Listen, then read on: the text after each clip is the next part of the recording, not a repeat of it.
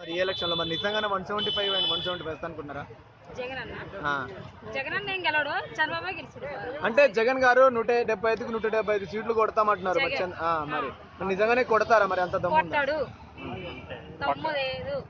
ఎందుకు దమ్ము లేదనుకుంటా? లేదు, వాడు చాలా మధ్యలో వచ్చినాడు. చంద్రబాబు ఎప్పుడు చిన్న పిల్లలప్పుడు వచ్చినాడు, ఈయనే వాళ్ళ తండ్రి దగ్గరికి వచ్చాడు అంతే. ఓకే, సరే. ఓవరాల్ గా ఒక మాటలో నెక్స్ట్ ఏం అనుకుంటారు? చంద్రబాబు. పవన్ కళ్యాణ్. సో పవన్ కళ్యాణ్ గారు పిఠాపురం నుంచి గెలుస్తారనుకుంటున్నారా? పక్కా గెలుస్తాడు. ఎందుకు పవన్ కళ్యాణ్ గెలుస్తారనుకుంటారు? వాడికి అంత దమ్ము ఉంది కదా. ఏం దమ్ము ఉంది? అంతే, అందరికి మంచి చేసినాడు. ఓకే, అంటే చాలా మంది 3 పెళ్లిళ్ళ గురించి విమర్శిస్తుంటారు కదా, సో దాని మీద మీ అభిప్రాయం ఏంటి? మగోడు కాబట్టి 3 పెళ్లి చేసుకున్నాడు. లీగల్ గానే చేసుకున్నాడు కదా. వాడు పోషించేది ఉంది కాబట్టి చేసుకున్నాడు. సో చేసుకోవడం తప్పు కదా అంటారా మీరు? తప్పేం కాదు. ప్రతిపక్షాలు చాలా విమర్శిస్తున్నాయి కదా. తప్పేముంది? అంటే బయట చాలా మంది అంటే పిల్లలని చూసుకోలేని వాడు రేపు రాష్ట్రాన్ని ఏం చూసుకుంటారని విమర్శిస్తున్నారు కదా, సో దాని మీద మీ అభిప్రాయం ఏంటి?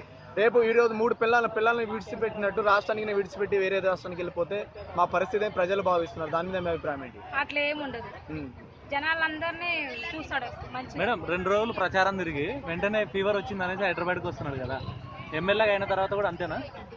నాకు అర్థం కాదు. చిన్నపిల్ల ఒక 2 days ప్రచారంలో తిరిగి సరే, ఆయన జ్వరం వచ్చింది. అంత చిన్నపిల్ల అంత భయంకరంగా భయపెడుతుంటే ఏం చెప్తుంది? ఇప్పుడు అడగండి, 3 పిల్లల్ని